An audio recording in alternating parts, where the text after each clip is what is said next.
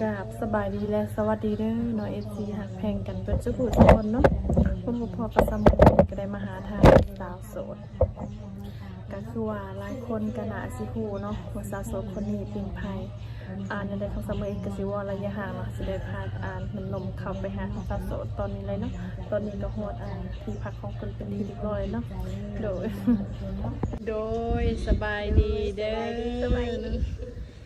ายดีทั้งน้องนวลตา แม่ บุกมาถึงห้องอีกแล้วมานี่ ถึงปากห้องเลยบ่ธรรมดาน ำครูบาวมาส่งคนหนาห้อง พูดแล้วนำมากันเรียบร้อยแล้วนอนเอานะ เอาอยู่บ่ เอา อุ้ยเอาตลอดน้องนวลตานะเอียงเอาตลอดค่ะยังบ่เห็นจักเทื่อ มันบ่มีเลยจ้ะ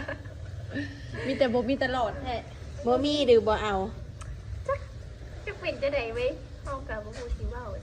มาตกใจเห็นน้องเท้าลายคู่คิดว่าน้องนวลตาสอนครูบาวไว้ สิไหนได้เอาซื้อมือละครูวันที่2ได้เมา อืมสุดยอดมวนอยู่บ่ มวนเบิดเงินหลายมวนค่ะ เป็นเดือนธรรมดาเนาะคันเฮามวนเงินเฮาก็ต้องเบิด แม่ วิดบุญแล้วบ่ได้ไปทางไหนบ่ บ่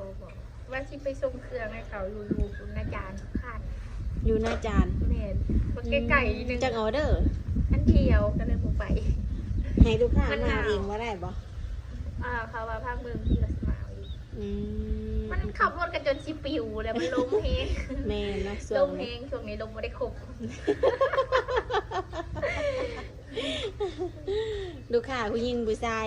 ผู้ชาย โอ้แบบนี้ต้องให้มาเอาอยู่ห้องด้วยผู้ชาย ตัว นะ ดอกเขาก็มี จับยัดเข้าห้องเลยจ้ะ แล้ว มีเมียเลย อืม ยันไว้ว่าเขาเป็นโสดเนาะสถานะหัวใจเป็นแนวใดน้องล่ะ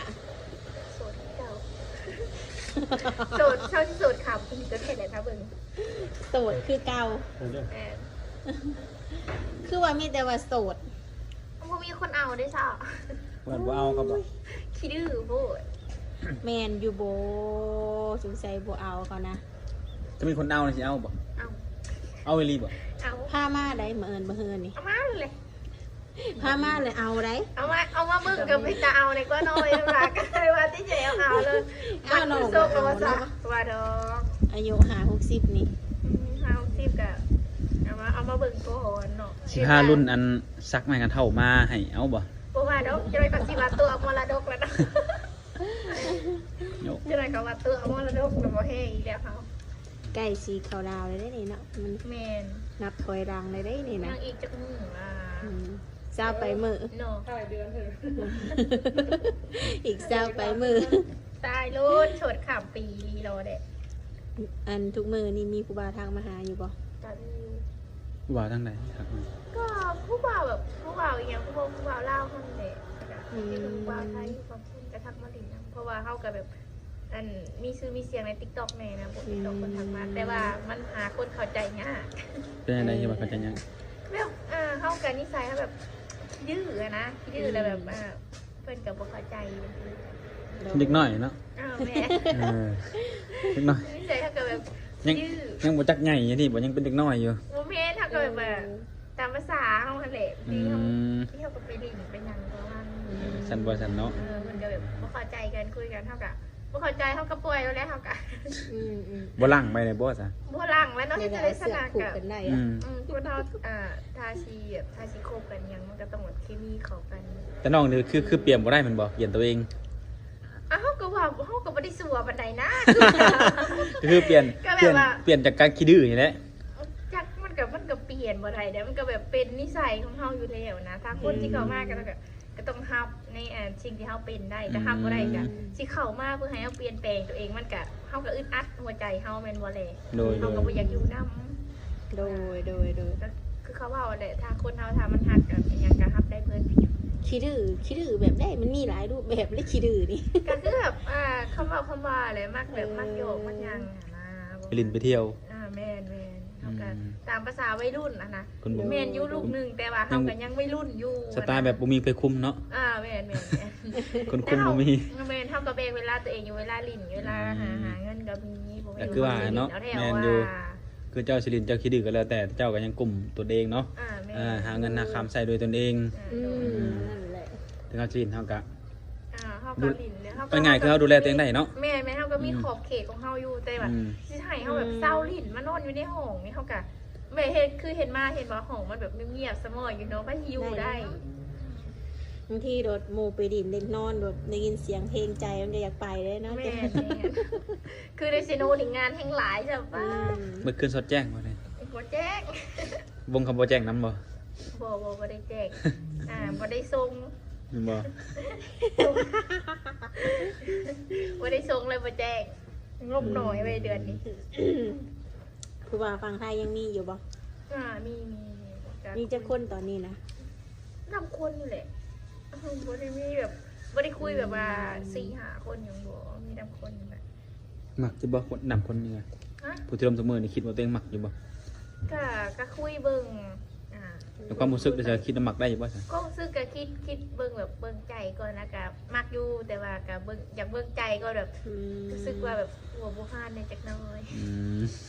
น้องมันเป็นคนยังน้อยอยู่เนาะน้องก็แบบ อืม จะคุยเบิ่งนี่แหละ อืมโดยแสดงว่าตอนนี้นะผู้ว่าละเอานี่หลายที่สุด ก็ทักมาแต่เขาบ่ได้ค่อยตอบ เป็นเรื่องสาเหตุว่าคอยตอบนี่ เฮาสิตอบแต่ลูกค้าเฮารู้สึกว่าแบบ ม ตอบแต่ลูกค้าแล้วเฮาก็เบิ่งคลิปเบิ่งอีหยังตามภาษาเข้าไปคือแบบเฮาอยากเปิดห้างนะแล้วเฮาก็ไปศึกษาเบิ่งตัวนี้จ้ะว่าอยากเปิดห้างในทันปีใหม่สิได้เปิดหรือบ่ เปิดที่ใช้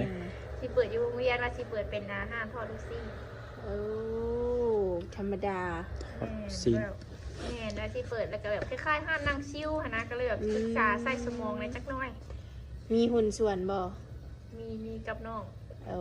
เห็ดกับน้อง แม่นกับน้องสาวเพราะว่าบ่เป็นเงินตัวเองดอกเงินอ้ายฮักของน้องสาวเพิ่นสิลงทุนให้คันว่าสิลงทุนให้ในก็เว้าก็ไปเบิ่งดินแล้วมันก็แพงแล้วก็หาวิธีอยู่ตอนนี้นะว่าสิได้ลงทุนอยู่บ่ อืม เฮ็ดแบบเป็นล่อเป็นหยังนี่ไปจอดไว้บ่ได้บ่ มันเป็นห้านเด้เพราะว่าดินเขามันแพงเนี่ยเฮาก็ทาสิเฮ็ดเฮาก็ต้องเอาเป็นห้านเลย เฮ็ดหยังแน่กับเพิ่นว่าเฮ็ดนะมีแต่ทอดลูกชิ้นนะ แม่นเท่าลูกศิษย์แล้วก็ขายเหล้าขายเบียร์ประมาณนี้แต่แบบภาษาวัยรุ่นเขามานั่งชิลหั่นนะแล้วก็แบบมีไผ บ่แม่นสิคาเห็ดตัว เช่น เอง ใน ดิ บ่เช่นในบ่แบบห บ่ มู่ ดอก เอ้าบ่คือความหมายเนาะแบบเจ้าเป็นของห้างนำแบบหมู่คู่แบบชนิดเจ้าน่ะไปแบบเช่นไว้สินะเจ้าสิปฏิเสธว่า บ่หายเส้นได้เฮาบ่หายเส้นเนาะเป็นลงทุนเฮาก็อยากได้กำไรเนาะบ่แม่น แม่ ว่าน ลงทุนแล้วให้หมู่มาเส้นเนาะบ่ ก่อน ให้ น้องสิลงทุนน้องต้องคิดก่อนว่าน้องปฏิเสธหมู่ได้บ่ ปฏิเสธได้สำหรับ นั่นแหละ เฮาเป็นคนแบบเว้าตรงๆอยู่แล้วเนาะเฮาแบบ อืม เอาหมู่ก็คือสิคิดว่าเฮาลงทุนเฮาก็อยากเห็นกำไรบ่แม่นว่าสิมากินฟรีหรือว่ามาเส้นเนี่ย ก็มันก็เห็นหลายคนเนาะลงทุนแล้วเพราะว่าเก่งย้อนหมู่ตัวเองหั่นนะ บ่ว่า เอ้าหมู่มีแต่เช่นไว้ก่อนใช่ไหมแบบสนิทสนมกันเนี่ยปฏิเสธหมู่บ่ได้เก่งย้อนหมู่หลายคนเลยได้เปิดห้านเนี่ย เพราะว่าศิลัดเคยผ่านประสบการณ์มามันบอกจะเคยไปยืมเขาไปที่เขา ก็เคยไปเซ็นเขาเจ๊ง ผมจริง แซว โดย อันนี้มันต้องมีแน่นอนทั้งละฟันธง100%โลด แม่นมีแต่ว่าเฮาก็ต้องแบบเฮาก็ต้องใจเด็ดเดียวกับ นั่นแหละต้องถามใจตัวเองห้าม เขาเว้าไปหมู่ก็น่าจะเข้าใจเนาะบางคนก็เพราะว่าเฮาก็ลงทุนก็อยากเห็นกำไรอะไร แม่นนั่นแหละ เฮาต้องเอามาใส่ใจมาหมุนแต่ เห็น ใน กำไรบ่พอต้องได้คืนความได้น้ำห แม่ นักเลย แม่ อืม ก็คิด ก็เลย ชื่อจักสิได้เปิดหรือบ่เนี่ย มีทอดลูกชิ้นแล้วก็นั่งชิว แม่น ๆ แม่ กินเหล้ากินเบียร์แบบนี้ แม่นแล้วก็ถ้าแบบมีแบบว่าเบิ่งถ้าการตลาดไปได้ดีก็สิลงหลายอย่าง อืม ลงหลายอย่าง อืม แต่ก็เบิ่งก่อนแล้วก็จักสิได้ลงหรือบ่ ลายเป็นไรเป็นไรเสาฮะเสา อ๋ ดี อ นะ เศร้าที่นะปีหนึง60,000 อืม อี60,000 ปี60,000 ในใกล้ๆวงเวียนหั่นเด้มันแบบสถานที่มันน่ะนะสถานที่มันแบบว่า ของหลวงบ่หรือว่าของ ก็ของคนนั่นประชาชนนี่แหละแต่ว่าสถานที่มัน ปล่ แบบ อยให้ ว่าเห เช่า มาะกับการทำเลหนนะ อืม เขาเลยเอาแพง แต่ว่าบริเวณนั้นมีบ่คนที่ขายคือน้องสิขายนะ บ่มี บ่มีบ่ แม่นมาสิมีห้านชิดจุ่มอยู่ตัวหน้าเขาโมนึงแล้วก็มีห้านเดียวนี่แหละที่เปิดจนฮอดบ่ายโมง2โมงแล้วเห็นคนเข้าหลายห้านเขาเป็นห้านจุ่มแต่ว่าห้านน้องก็สิเปิดฮอดประมาณบ่ายโมง2โมงแล้วก็สิเป็นห้านทอดลูกเจดคิดว่าคิด คือวางแผนไว้จะลงมือ แม่ เฮ็ด ว่า เนาะ เพจได้แต่ว่ายังบ่ได้ลงมือเทื่อเบิ่งก่อนเบิ่ง เอ ก่อน อ เบิ่งสถานการณ์ก่อน การที่เขาเปิดห้างเขาต้องหาหลายอย่างเนาะใส่กันเป็นบ่ละ แม่น เพราะว่าเขาไปเสาห้านกันมันหลายจะเขาขายแต่อย่างเดียวมันก็บ่โอเคแม่นบ่ละ อะไรอย่าง แม่นเนาะเอาเก็บหาเก็บซิปมันใส่กันมันหลายอย่างแม่นบ่ล่ะ แม่ก็สิกาสิแบบคล้ายๆห่านปิ้งจีนหั้นนะมันก็แต่ว่า ขายขายลูกชิ้นใหม่ละพันบ่น้องละ ว่าดอกเดี๋ยวนี้ยังบ่มีละได้ไงแล้วค่ะนี่แต่ไม่หาขึ้นไปหา พัง ไม่ ก็ดี ซิป ไม่ละพันได้ไม่บ่มีลูกไม่ละพันซื้อกับเจ้ามา ได้แต่ไม่ เฮ็ดปิ้งจุ่มจีนก็แซ่บอยู่ได้ ต้องเฮ็ดมันแบบ นั่นแหละกับ ปิ้งจีนน้ำจุ่มจีนน้ำหรือว่า อืม ทอดน้ำหั่นนะ นั่น เด็ด แหละ ชุด ก็ ก็คือแจ่วจีนนะ อืม จีนค่ะแจ่วบ่แซ่บก็บ่โอเค น้องว่าปิ้งจีนแบบเขาเปิดไลน์ได้ อืม บ่แล้วเราต้องเฮ็ดหม่องเดียวต้องเฮ็ดหลายอย่างแบบเขาบ่อยากไปหั่นแบบมาทีเดียวนี่จบเนี่ยนะคือความหมายกินทั้งจุ่มทั้งปิ้งทั้งจีนทั้งหยังก็ว่ากันไปหั่นนะทีเดียวจบจังซี่นะ แต่เบิ่งก่อนว่าที่ได้เปิดว่ามันขึ้นไลน์โพด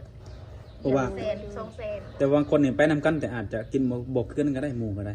แม่ บางคนก็จะกินจุ่มก็อยากกินปิ้งจังซี่นะ อืม คือว่าทุนหลายแฮงเนาะ แม่นก็เบิ่งก่อน อืม จากสิลงจังไหนก่อน หาแต่แนวแบบหาแต่แนวสิลงทุนแบบรักแพงๆเห็นไหม แต่ว่าค่าเช่าแพงนะค่าเช่าเนาะ แม่มันถอดน้ำคาเช่าแบบแต่ว่าที่อื่นมันแบบมันแบบโบมี่เห็นไหมคือจังดูคิวนะเดือนละ2 ล้านเดือนละ2 ล้านก็ใช้ก็อยู่ๆกันทะเลเนาะทลายเป็นปีกะเดือนละ2 ล้านตกเป็นเงินบาทเท่าไหร่ เอาแบบนี้ดีกว่าเฮาบ่ต้องจ่ายเป็นชุดเฮาต้องคอจ่ายเป็นรายเดือนถ้าเฮาอยู่บ่ได้จะออกมาเอาแบบนี้จังได๋ ถ้าเขาเปิดห้างเท่ากับสีแบบมุ่งอย่างเท่ากับถ้าเขาได้ลงทุนไปเรียมันก็รายเดือนเท่ากับบ่อยากอยู่เพื่อแบบเขาทำเลดีอะนะแบบคนอื่นเขาอยากเช่าต่ออะไรแบบนี้ อืม แบบเขาเสนอเขาเสนอเงินให้แบบเจ้าของที่เนี่ยมันหลายกว่าแล้วเขาไล่เขาออกได้ซะนะ เซ็นบ่คือมาสัญญาเนาะ แม่เขาต้องแบบถ้าครึ่งปีหรือว่ารายปีมันต้องมีสัญญา อืม เพราะว่าเขาลงหาเท่ากับบางที่เขาก็มีแบบมีโกมีอย่างว่าแบบปุ๊กห้านเด้ ตัวเนาะความพูดก็ต้องปรึกษาผู้ที่นู่นล้างให้แล้วเนาะ แม่น คือทางไอ้หักของน้องเจ้าเนาะ แม่นกับปรึกษาเพิ่นแล้วก็ อืม เพิ่นก็ได้ลงมาเบิ่งแดดเธอนึง บ่ แม่ลงมาเบิ่งแล้วก็คุยต่อรองกันแต่เขาก็รูดบ่ได้นะคะว่า อืม มีสูตรตัวเองอยู่บ่เนี่ย คิดไว้มี สูตรมั่ว บ่ว่าดอก ลูกค้ากินแล้วหนี้ มาทีเดียวบ่ มื้อนี้จางมื้อนี้เข้มบ่มื้ออื่นนัวบ่พูด ตามอารมณ์ไหมค่ะเมื่อไรไหมค่ะอารมณ์ดีก็แซ่บ บ่ว่าดอก อืม ก็มีสูตรตายตัวอยู่ มีอยู่เนาะ แบบ เออ ก็แบบศึกษามาอยู่กันก่อนสิเฮ็ดหยังสิลงมือหยังก็ศึกษาไว้อยู่ อืม แต่ว่าเฮาก็ศึกษาไว้ก็เฮาก็บ่คิดดอกว่ามันสิรุ่งเนาะมันก็มีอยู่2แง่เสมอก็คือแบบลุบแล้วก็ก้าวกระโดด แม่น เขาก็ต้องยอมรับมันเนาะกับไม่ได้คิดแต่ว่าลงมาแล้วมันสิลูกคิดอยู่2 แง่ ๆเราต้องคิดไว้ได้ลงแล้วเราต้องดูนะ แม่น โบถ้าคิดนั่นถ้าเขาคิดนั่นแบบเขาลงไปแล้วเขาผิดหวังอย่างแห้งเลยเขาไม่ได้ทำใจไว้ แต่ว่านี่แค่แน่แบบเขาทำใจไว้แต่ แต่ว่าของพวกนี้มันก็สิได้ขายอยู่คนเขานิยมกินอยู่ส่งเนี่ย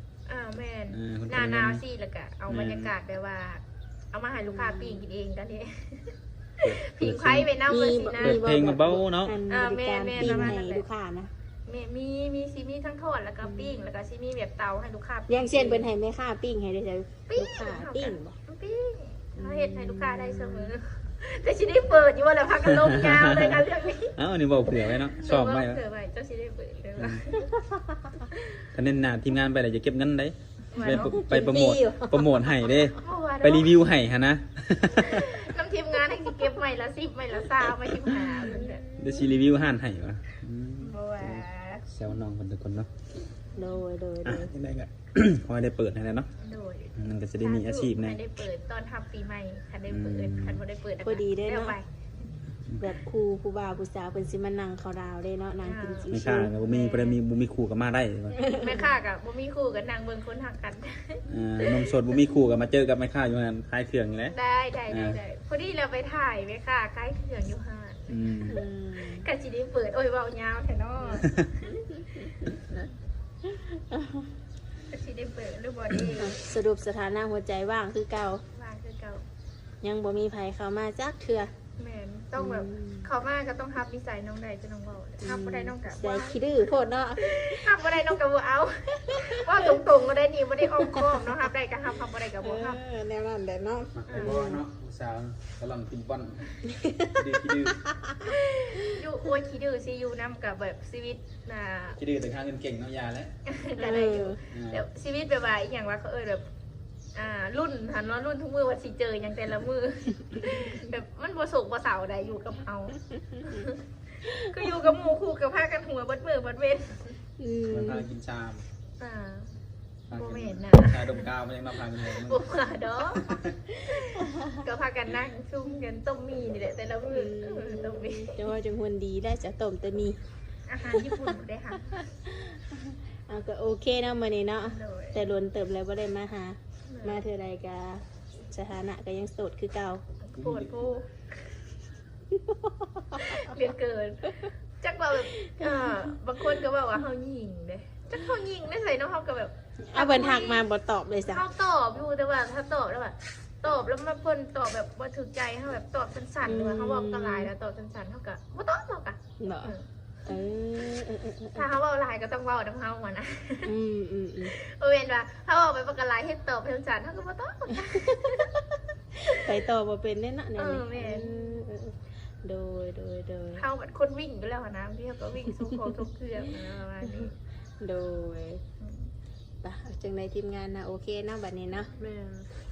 ไว้พบพอกันในคลิปหน้าเด้อน้องหลาน โด เด้อ ย โดยสบายดีอ่ะ สบายดี โดย